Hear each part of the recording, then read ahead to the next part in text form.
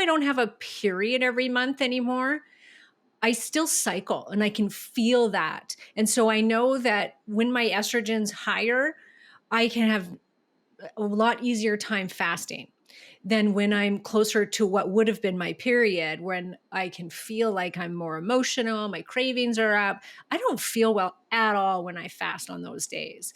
And so I listen to that, and I just listen from day to day what my body's telling me, if it wants to fast or not. But I try not to overdo it. But then I also try to stop eating by 6 o'clock, and I don't eat until 9 a.m. always. So for people who may not be familiar or have lost, if you're in that perimenopause or menopause, the beginning of your cycle is the high estrogen cycle. Yep. Now, we can look at people's DNAs and see whether they're better at weightlifting, better at running, better Yep. at, like you said, fasting then or not fasting then.